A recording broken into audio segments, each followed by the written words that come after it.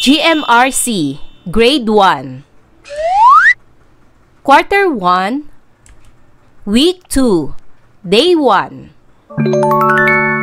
Pagkakaroon ng sariling kaibigan. Matatag curriculum.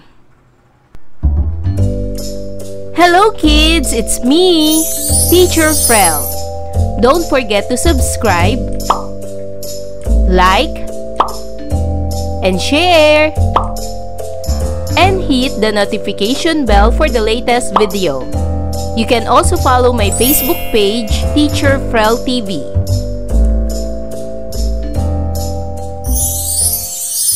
Sa araw na ito ay pag-aaralan natin sa asignaturang GMRC o Good Manners and Right Conduct ang pagkakaroon ng sariling kaibigan. Layunin. Nasasabi ang mga wastong paraan sa pakikipagkaibigan. Naipapaliwanag na ang pagkakaroon ng kaibigan ay ang pagtanggap ng pagkakapareho at pagkakaiba ng mga tao. Nakapagpapahayag ng mga wastong paraan ng pagkakaibigan, halimbawa, paggamit ng magagalang na pananalita, pag-unawa sa pagkakaiba-iba, wastong pagtawag sa pangalan.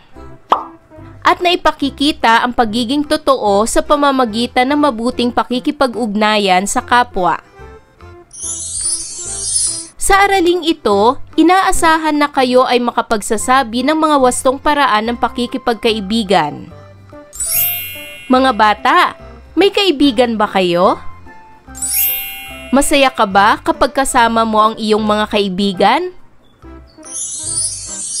Ang kaibigan ay ang tao na pinagkakatiwalaan mo, kasama mo sa saya at lungkot na bahagi ng buhay at handang tumulong o dumamay sa iyo sa oras ng pangangailangan. Maari mo siyang maging kalaro at kakwentuhan. Ang tunay na kaibigan ay may malasakit, respeto at tapat na pagmamahal sa iyo bilang kaibigan. Alin sa mga larawan na nagpapakita ng wastong pakikipagkaibigan? Tignan ang bawat larawan. Sa unang larawan, ipinapakita ang pagbabahagi ng kanyang pagkain sa kanyang kaibigan. Ito ba'y nagpapakita ng wastong pakikipagkaibigan? Tama! Ito'y nagpapakita ng wastong pakikipagkaibigan. Ang sumunod naman na larawan ay pakikipagtalo sa kanyang kaibigan na may kasamang pananakit. Ito ba'y nagpapakita ng wastong pakikipagkaibigan? Tama! Ito ay hindi nagpapakita ng wastong pakikipagkaibigan. Ang pangatlong larawan ay nagpapakita ng pagtulong sa kaibigan na nadapa o nasaktan. Ito ba'y nagpapakita ng wastong pakikipagkaibigan? Tama! Nagpapakita ito ng wastong pakikipagkaibigan.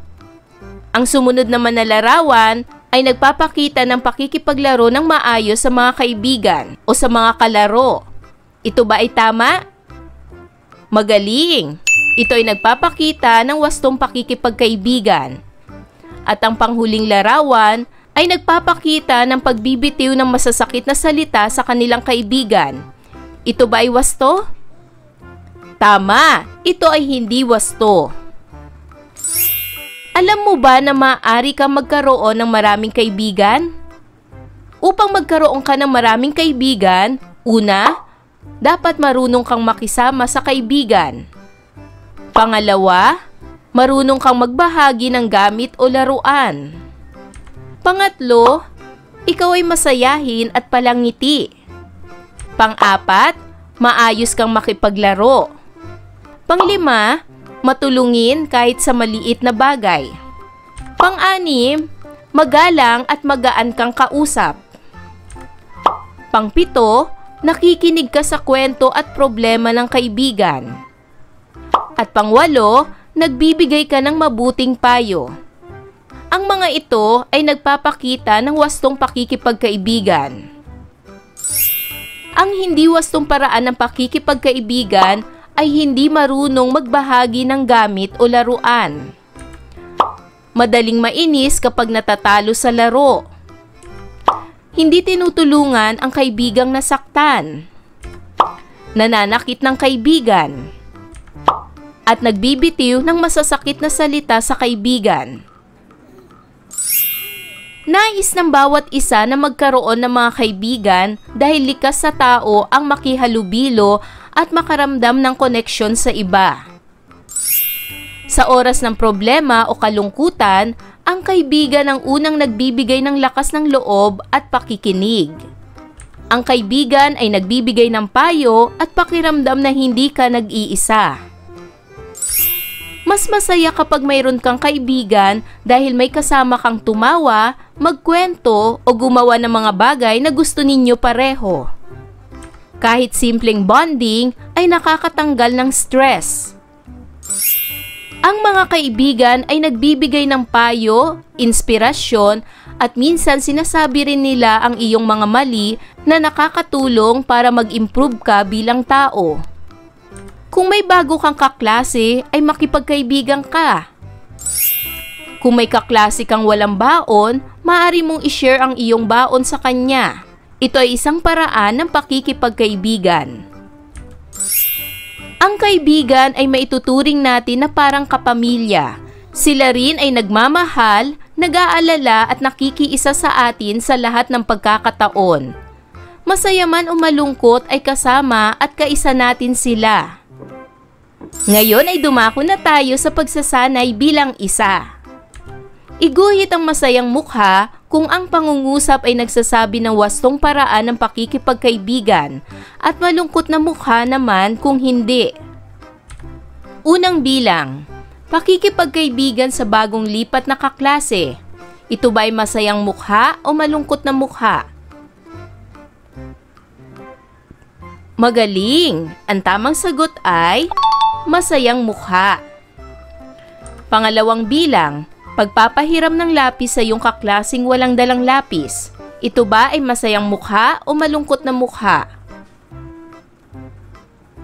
Magaling!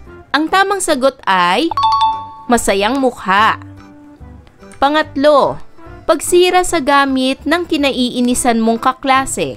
Ito ba ay masayang mukha o malungkot na mukha? Tama! Ito ay malungkot na mukha. Pang-apat, pagtulong sa iyong kapitbahay na nadapa. Ito ba ay masayang mukha o malungkot na mukha? Tama! Ito ay masayang mukha. Pang-lima, pagsasalita ng hindi maganda sa iyong kaibigan. Ito ba ay masayang mukha o malungkot na mukha? Tama! Ito ay malungkot na mukha. Pang-anim, pagsigaw at pagtulak sa iyong kagrupong natalo sa laro. Ito ba ay masayang mukha o malungkot na mukha?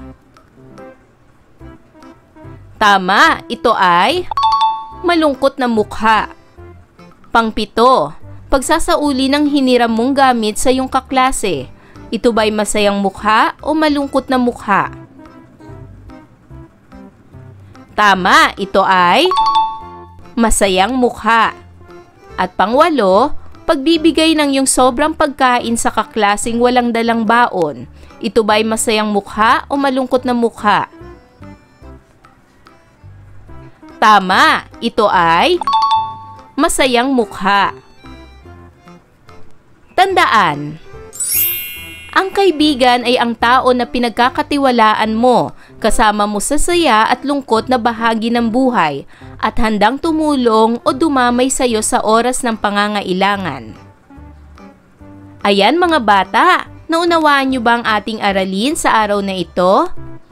Kung ganon, magaling! Mga bata, sana'y marami kayo natutunan sa ating aralin. Hanggang sa susunod na video lesson, paalam! Thanks for watching!